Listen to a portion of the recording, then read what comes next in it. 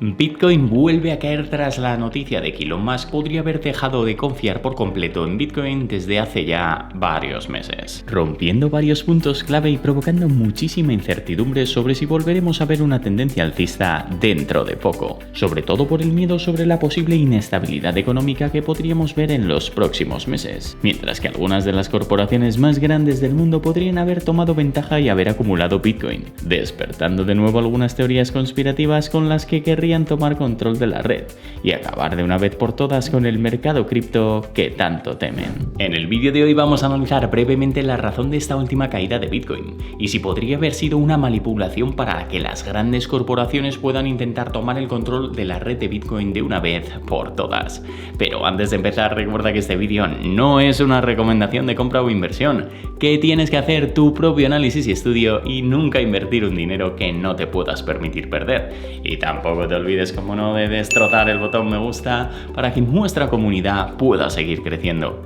Bienvenidos a todos un día más a Healthy Pockets. Por si no me conoces, mi nombre es Hugo y mi objetivo en este canal es ayudarte a entender un poquito mejor el mundo de Bitcoin y de las criptomonedas. Así que ya sabes, si te interesa ver más vídeos como este, considera suscribirte al canal y activar las notificaciones. Vuelve el miedo al mercado y Bitcoin baja hasta los $25.000. Después de unos meses tranquilos ha llegado una oleada de noticias poco esperanzadoras. Empezando por la noticia de que el gigante asiático Evergrande habría solicitado la protección por bancarrota en Estados Unidos mediante el capítulo 15. Y bueno, es verdad que tampoco es que esto sea una novedad, ya que se habían declarado varias veces en bancarrota. Pero la noticia realmente importante que nos ha llevado de nuevo a tocar los $25.000 ha sido la de un nuevo artículo de Wall Street Journal. ¿Ya estamos otra vez con el FAT, Hugo? Pues aunque la mayoría de noticias de estos medios de comunicación suelen crear mucho FAT, esta vez podría ser algo bastante diferente. Y es que según este artículo en el que simplemente analizaban la contabilidad de SpaceX, una de las empresas más grandes de Elon Musk, parece ser que hay un activo muy importante que sin más habría desaparecido de la contabilidad de esta empresa, y estamos hablando de todo el balance restante de Bitcoin que mantenían desde el año 2021. Pero hay que aclarar varias cosas sobre todo esto. Lo primero es que ni SpaceX ni Elon Musk han confirmado nada al respecto, por lo que no sabemos si no se trata de una simple especulación o si los periodistas que hayan contribuido a este artículo tienen información privilegiada. Y lo segundo, incluso en el peor de los casos en el que toda esta información fuera real, desde mi punto de vista personal una corrección tan gigantesca no tendría ningún sentido, ya que no estaríamos hablando de que SpaceX haya vendido todo lo que les quedaba de Bitcoin durante la caída, sino que habrían vendido hace ya mucho tiempo, probablemente durante el año 2022. Pero sea como sea, la realidad es que el precio de Bitcoin ha caído a unos niveles que no veíamos desde hace meses, rompiendo la tendencia alcista en la que llevábamos desde hace casi ya 8 meses. Y después de que haya pasado todo esto, ha vuelto a salir una nueva teoría un poco conspiranoica sobre si toda esta manipulación del precio de Bitcoin puede venir por parte de las grandes empresas que quieren destruir a las criptomonedas. ¿Quién podría estar detrás de todo esto y por qué? Una de las teorías que más me ha llamado la atención está relacionada con las compras de las grandes corporaciones y con la Lightning Network, que si bien es una solución de Bitcoin que desde mi punto de vista personal ayuda mucho a la adopción cripto y a su uso como medio de pago, podría acabar siendo lo que acabe por completo con Bitcoin y el sueño de la descentralización. Y es que esta teoría se ha avivado aún más con una reciente noticia que todavía no ha sido confirmada, de que BlackRock, a falta de unas semanas de posiblemente ser elegido por la SEC para el primer ETF spot de Bitcoin, habría comparado nada más y nada menos que 2.000 Bitcoin a un precio medio de $25.348. Algo que habría resultado bastante curioso y que a algunos les ha llamado mucho la atención, preguntándose si ha sido lo que ha provocado el FAT que ha llevado a Bitcoin a caer tanto para aprovechar y comprar más Bitcoin a un precio mucho menor. De todas formas, esta información por el momento no ha sido confirmada y no se trata más que de un rumor, pero como existe una pequeña posibilidad de que hayan hecho todo esto las grandes corporaciones para hacerse con Bitcoin y manipularlo, vamos a analizarlo ahora mismo. La teoría que asocia a las grandes corporaciones y bancos con la red de Lightning Network. Bueno, lo primero de todo, y para ponernos un poco en contexto, vamos a ver cómo funciona la Lightning Network de Bitcoin y por qué se ha extendido tanto su uso a lo largo de todo el mundo. La Lightning Network es una solución Layer 2 para la red de Bitcoin, que principalmente busca tener más escalables y eficientes las transacciones de la blockchain. Es decir, que su propósito principal es hacer que las transacciones de la red puedan ser mucho más rápidas y con un coste prácticamente mínimo. Y esto es algo que ya muchos de nosotros sabemos, y es que la red de Bitcoin es sin duda la mejor blockchain en cuanto a términos de descentralización y seguridad, pero se queda un poco corta en cuanto a la eficiencia en las transacciones, lo que podría ser un problema de cara al futuro de la red y de la adopción masiva. Más que nada porque el proceso por el que cada transacción es confirmada y registrada en un nuevo bloque requiere no solo de tiempo, sino de unos costes considerables, que a medida que aumenta el tráfico de la red, a veces pueden producirse congestiones que afecten a las comisiones, y que los costes se disparen en muy poco tiempo, tal y como vimos hace un par de meses con el auge de las meme coins y los tokens BRC20. Pues precisamente todo esto es lo que pretende solucionar la red de Lightning, pero la clave de ello es cómo se hace. Para empezar, al tratarse de una Layer 2, la red de Lightning permite realizar transacciones fuera de la red principal de Bitcoin, y en lugar de registrar cada transacción en la blockchain, las transacciones se realizan en canales de pago entre personas en específico fuera de la red de Bitcoin. De forma que permiten crear, por así decirlo, una transacción en la blockchain de Bitcoin, pero que en vez de cerrarse al momento queda abierta con un saldo para ambas partes de la transacción. Es decir, que para el mismo coste de una sola transacción, a través de la Lightning Network podemos realizar múltiples transacciones antes de que se cierre el canal de pago. Y todo esto no sería posible si no fuera por una red de nodos que permitiera enrutar las transacciones de un extremo a otro. Y todo esto es una forma muy resumida de cómo funciona realmente la Lightning. Y en realidad todo esto se realiza con miles de nodos diferentes en apenas unos pocos segundos a través de smart contracts y métodos de criptografía bastante complejos, que permiten añadir una pequeña capa de seguridad inicial a las transacciones antes de que pasen a formar parte de la red de Bitcoin en la blockchain. Vale, sigo, pero entonces, ¿qué hay de malo en todo esto? Pues en sí no es que haya nada malo, el problema es que según esta teoría de la que os hablo, explica cómo realmente la Lightning Network podría ser un plan minucioso para conseguir acabar con Bitcoin de una vez por todas. Una teoría que se basa en la preocupación de que se pueda perder la naturaleza descentralizada de Bitcoin, donde unos pocos nodos podrían acabar influyendo en la red convirtiéndose en bancos de la Lightning Network,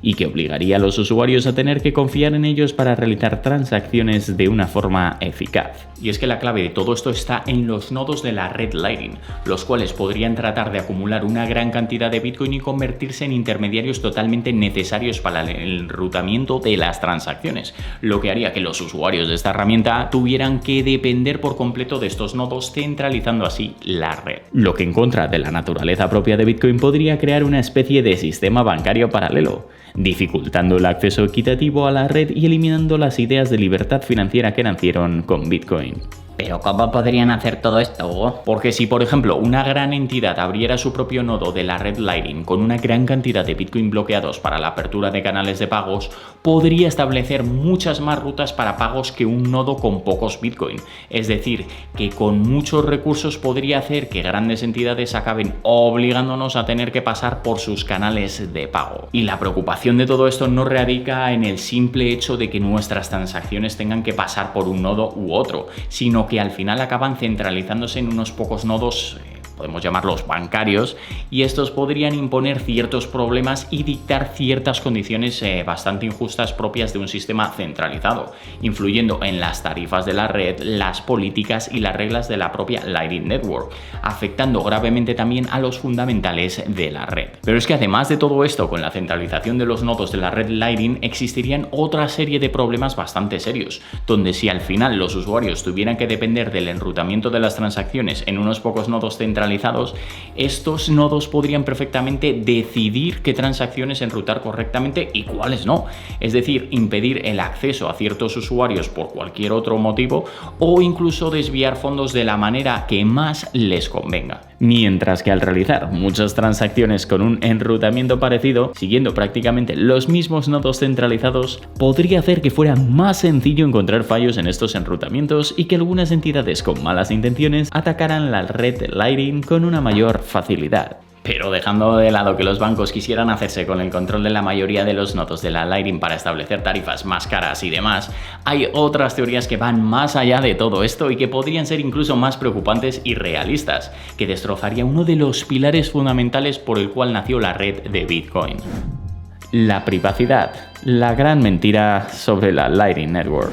Otro de los aspectos fundamentales que podría verse gravemente afectado por un control centralizado de los nodos de Bitcoin es la privacidad de las transacciones, y podría ser más preocupante que los anteriores problemas. ¿Pero cómo va a ser esto más preocupante, Hugo? Pues porque a diferencia de los anteriores podría ser un grave problema que no podríamos descubrir en ningún momento y que podríamos tener a grandes corporaciones espiando nuestras transacciones sin que realmente no lo supiéramos. Y es que el funcionamiento de la red Lightning se basa en lo que se conoce como enrutamiento cebolla, un tipo de enrutamiento por el que un nodo intermediario conoce únicamente al nodo anterior y al siguiente de la cadena, lo cual supuestamente le da esa capa de privacidad que conocemos. Pues el problema es que si una entidad controlara suficientes nodos, existe la teoría de que podría tener información suficiente como para identificar a los participantes de una transacción. Y claro, esto podría suponer no solo que tengamos a grandes entidades espiando nuestras transacciones y más, sino incluso a gobiernos. Pero además de todo esto, existe un problema de privacidad adicional relacionado con la apertura y cierre de canales de pagos en la red Lightning, ya que cuando se abre o cierra un canal, esa transacción se registra en la cadena de bloques de Bitcoin, lo que significaría que si estas grandes entidades revelaran información acerca de quiénes son los participantes de las transacciones en la red Lightning, podrían también acabar sacando información sobre sus direcciones de Bitcoin. Madre mía, Hugo, ¿entonces corremos un grave peligro al utilizar la Lightning Network o no? Bueno, pues después de haberte expuesto toda esta teoría, voy a explicarte por qué desde mi punto de vista no tiene mucho sentido nada de esto y que en ningún momento supondrá una amenaza para Bitcoin ni para sus usuarios. ¿Existe peligro en la Lightning Network? Pues aunque esta es una teoría muy interesante, hay muchos factores que desde mi punto de vista hacen posible que nunca veamos esto y que la red de Lightning y la de Bitcoin sigan su curso tal y cual están planteados. Lo primero de todo es la propia naturaleza descentralizada de la red Lightning, ya que cualquier usuario puede abrir canales de pago con tantos otros usuarios como desee, por lo que a pesar de que una entidad quisiera controlar una gran cantidad de canales de pago, al final siempre se podrían añadir más, haciendo que finalmente la red eligiera aquellas más eficientes para las transacciones, evitando de esta manera el problema de la centralización. Y además, aunque por un lado o por otro se alcanzase un cierto nivel de centralización en los nodos de la red Lightning, esto no significa que hubiera un control absoluto de la red por parte de los que tienen el control del nodo. Y es que las transacciones en la Lightning Network están aseguradas mediante métodos criptográficos, por lo que no pueden ser alteradas así como así. Y además, los usuarios siempre tienen la opción de abrir canales de pago con otros nodos si creen que un nodo en específico tiene demasiado control.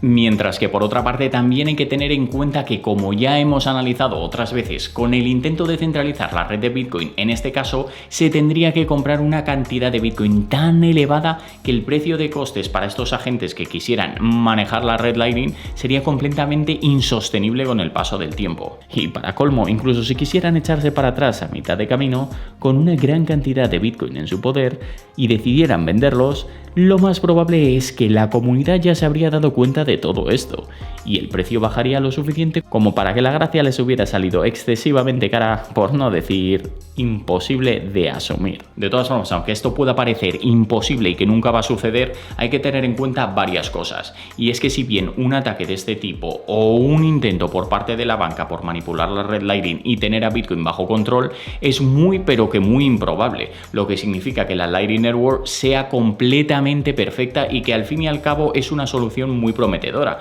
pero que tiene relativamente pocos años de desarrollo. Aún así, al igual que la red de Bitcoin, los desarrolladores de la Lightning Network serían capaces de identificar problemas como estos muy rápido y plantear diferentes soluciones en muy poco tiempo que despejarían las dudas y la incertidumbre sobre el uso centralizado de la red. Pues esto es todo por hoy. Muchísimas gracias por haberme acompañado hasta el final. Espero que te haya gustado este vídeo sobre el funcionamiento de la Lightning Network y la posibilidad de su centralización. Y ya sabes que si tienes cualquier tipo de pregunta, duda, sugerencia o simplemente quieres compartir nuevas ideas para próximos vídeos, puedes escribirme como siempre en los comentarios. Y recuerda también, como no, destrozar el botón me gusta, suscribirte y activar las notificaciones si es que aún no lo has hecho. También me puedes seguir en mis cuentas de Instagram, X y TikTok, donde publico prácticamente todos los días. Que tengas un día increíble y nos vemos en el próximo vídeo. Save to invest and have healthy pockets.